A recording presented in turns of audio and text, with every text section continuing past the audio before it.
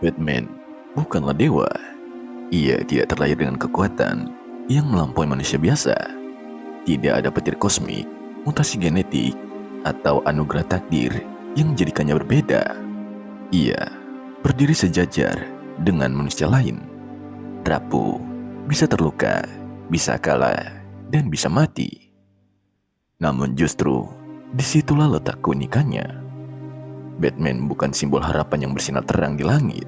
Ia adalah bayangan, sebuah keputusan sadar untuk tetap berdiri di kegelapan, meski tidak ada jaminan kemenangan, meski tidak ada tepuk tangan, dan meski tidak ada pengakuan bahwa apa yang ia lakukan akan dikenang sebagai kebaikan. Bruce Wayne tidak menjadi Batman karena ambisi. Ia tidak bangun suatu pagi dan memutuskan ingin menjadi pahlawan. Ia menjadi Batman karena ia merasa tidak memiliki pilihan lain. Ada beban moral yang terlalu berat untuk diabaikan. Ada luka yang terlalu dalam untuk disembuhkan dengan kehidupan normal. Menjadi Batman bukan keinginan, itulah adalah kewajiban yang ia ciptakan sendiri. Kematian Thomas dan Martha Wayne di gang sempit Gotham bukan sekedar tragedi keluarga. Itu adalah peristiwa filosofis yang memecah realitas Bruce Wayne menjadi dua bagian yang tidak pernah bisa disatukan kembali. Dunia sebelum peluru ditembakkan dan dunia setelahnya. Di satu sisi, ada masa anak-anak yang aman, penuh kemewahan dan kepastian. Di sisi lain, ada dunia yang dingin, acak, dan kejam. Dunia di mana orang baik bisa mati tanpa alasan dan kejahatan bisa lolos hanya karena hukum terlambat datang. Sejak malam itu, Bruce kecil memahami sesuatu yang sangat sedikit anak seusianya pahami, bahwa keadilan tidak otomatis hadir hanya karena hukum ada, bahwa sistem bisa gagal, bahwa polisi bisa terlambat, bahwa kebenaran tidak selalu menang hanya karena ia benar. Dan kesadaran inilah yang menghantuinya sepanjang hidup. Batman lahir bukan sebagai alat balas dendam, meski banyak yang menyangka demikian. Ia lahir sebagai respon terhadap kekosongan moral, terhadap ruang kosong yang muncul ketika institusi tidak mampu melindungi mereka yang lemah. Bruce Wayne tidak berusaha menggantikan hukum. Ia berusaha mengisi celahnya dengan dirinya sendiri sebagai tahanannya. Batman adalah pertanyaan yang hidup dan bernapas. Pertanyaan yang tidak mudah dijawab. Apa yang harus dilakukan seseorang ketika sistem gagal, tetapi kekerasan juga bukan solusi? Bagaimana bertindak adil tanpa menjadi kejam?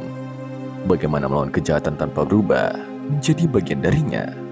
Disinilah Batman berbeda dari pahlawan lain. Ia tidak percaya pada akhir yang bahagia. Ia tidak percaya pada dunia yang bisa diselamatkan dengan satu kemenangan besar. Ia hanya percaya pada satu hal, bahwa jika tidak ada yang berdiri melawan kegelapan, maka kegelapan akan menang dengan sendirinya.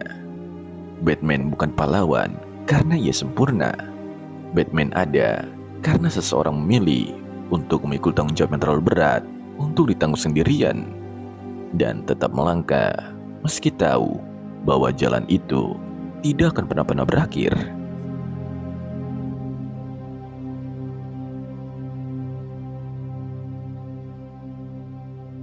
Trauma adalah titik awal dari segala sesuatu yang disebut Batman. Tetapi trauma itu sendiri bukanlah akhir cerita. Bruce Wayne tidak pernah melupakan malam di Crime Alley.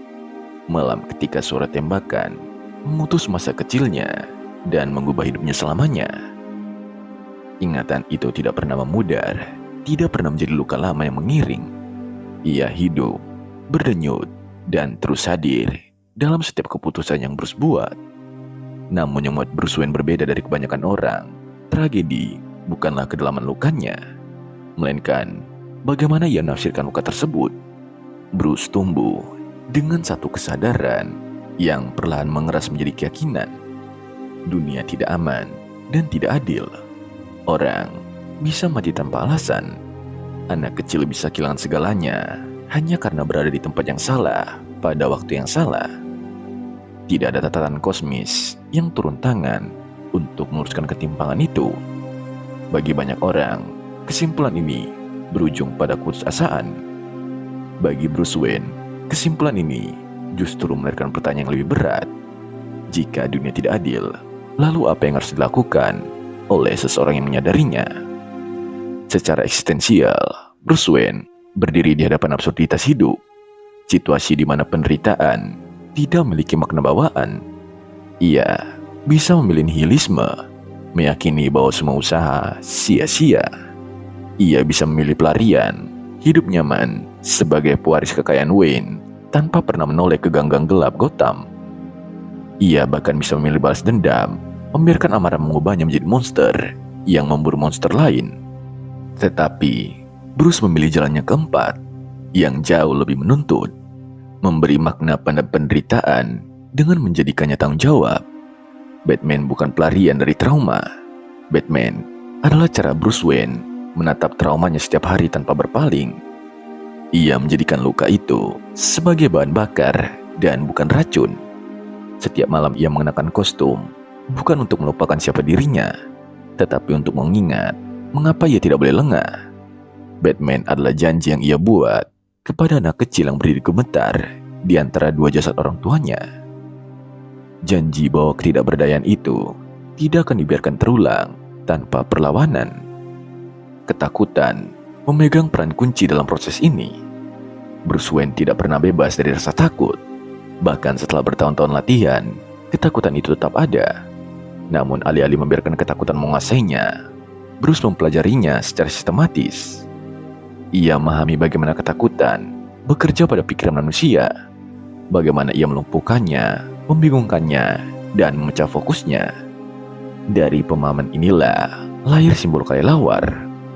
Kelelawar bukan sekedar kostum atau gimmick visual. Ia adalah simbol dari ketakutan masa kecil Bruce sendiri, makhluk malam, gelap, dan tidak terduga. Dengan menjadikan ketakutan sebagai simbol dirinya, Bruce melakukan sesuatu yang sangat filosofis. Ia menyerap ketakutan itu ke dalam identitasnya, lalu memantulkannya kembali kepada dunia. Batman bukan sosok yang kebal terhadap ketakutan. Ia adalah sosok yang telah berdamai dengannya. Namun, pilihan ini memiliki harga yang mahal. Dengan menjadikan trauma sebagai tujuan hidup, Bruce Wayne secara sadar mengorbankan kemungkinan hidup yang normal. Ia memilih kesendirian. Ia memilih disiplin ekstrim. Ia memilih hidup yang terus berada di tepi antara kewarasan dan kehancuran. Setiap malam, ia tahu bahwa apa yang ia lakukan mungkin tidak akan pernah cukup. Kejahatan mungkin tidak pernah benar-benar hilang dari Gotham, tetapi bagi Bruce, nilai dari tindakannya tidak diukur dari hasil akhir, melainkan dari komitmen untuk tetap bertindak. Disinilah filosofi Batman menjadi sangat manusiawi. Ia tidak percaya bahwa satu orang bisa menyelamatkan dunia. Ia hanya percaya bahwa satu orang bisa mencegah dunia menjadi sedikit lebih buruk malam ini, dan besok malam ia akan melakukannya lagi. Batman adalah bukti bahwa makna hidup tidak selalu ditemukan. Seringkali makna itu dibangun di atas reruntuhan luka. Bruce Wayne tidak pernah mengalahkan traumanya. Ia memilih untuk berjalan bersamanya, menjadikannya kompas moral, dan memastikan bahwa dari rasa sakit itu lahir sesuatu yang melindungi, bukan menghancurkan. Dalam pilihan itu, Batman benar-benar lahir bukan sebagai makhluk malam, tetapi sebagai manusia yang menolak membiarkan penderitaan menjadi akhir dari segalanya.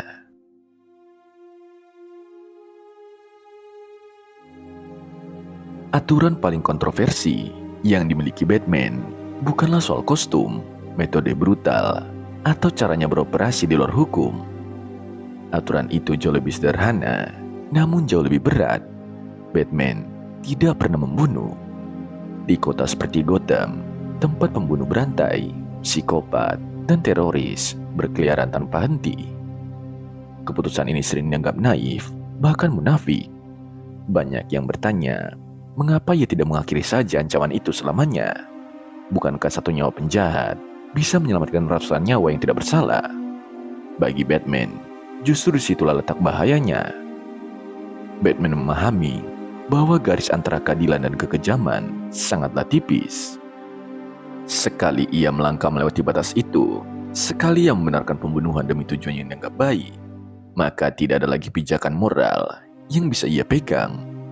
Ia tahu bahwa ia tidak memiliki kuasa ilahi, tidak dipilih oleh takdir, dan tidak diberi legitimasi mutlak oleh siapapun. Ia hanyalah seorang manusia dengan kemampuan, tekad, dan luka batin. Jika manusia seperti dirinya mulai menentukan siapa yang pantas hidup dan mati, maka keadilan berubah menjadi tirani personal. Keputusan untuk tidak membunuh bukan soal belas kasihan terhadap penjahat. Itu adalah soal menjaga identitas dirinya sendiri. Batman sadar bahwa kemarahannya, rasa bersalahnya, dan traumanya bisa dengan mudah mendorongnya ke arah pembunuhan. Dan justru karena ia memahami dirinya, ia menetapkan batas yang tidak boleh dilewati. Aturan itu bukan kelemahan, itu adalah pagar yang mencegahnya jatuh ke jurang yang sama dengan musuh-musuhnya. Tanpa kekuatan super, tanpa mandat negara, dan tanpa legitimasi ilahi, satu-satunya hal yang membedakan Batman dari para kriminal Gotham adalah pengendalian diri. Senjata, kekuatan, dan ketakutan bisa dimiliki siapa saja, tetapi kemampuan untuk berhenti, untuk mengatakan tidak, bahkan ketika segala sesuatu di dalam diri mendorong ke arah itu, itulah yang menjadikan Batman berbeda. Secara filosofis, sikap Batman selaras dengan etika Kantian. Dalam pandangan ini, manusia tidak boleh diperlakukan semata-mata sebagai alat, bahkan untuk mencapai tujuan yang tampak mulia. Nyawa manusia bukan variabel dalam persamaan moral. Sekali seseorang dijadikan alat demi kebaikan yang lebih besar, maka semua nilai runtuh jadi kalkulasi dingin tanpa martabat. Batman menolak logika utilitarian yang berkata satu kematian bisa menyelamatkan banyak nyawa. Ia menolak karena ia tahu kemana logika itu berakhir. Hari ini satu pembunuhan dianggap perlu, besok 2, lusa 10. Pada akhirnya tidak ada lagi garis yang jelas antara pelindung dan algojo. Inilah mengapa musuh seperti Joker begitu terobsesi pada Batman. Joker bukan sekedar ingin menang, ia ingin mematahkan aturan itu. Ia tahu bahwa jika Batman membunuh, maka Batman kalah, bukan secara fisik, tetapi secara filosofis. Joker ingin buktikan bahwa bahkan manusia paling berprinsip pun akan runtuh jika ditekan cukup keras.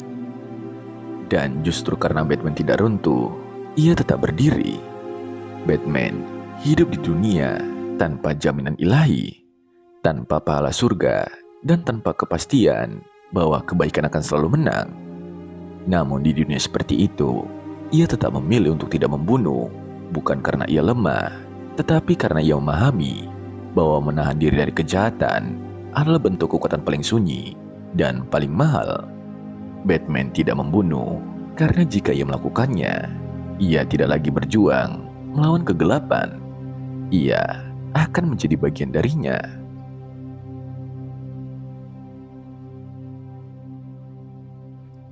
Pertanyaan terbesar tentang Batman bukanlah siapa dia sebenarnya, melainkan siapa yang sedang memakai topeng.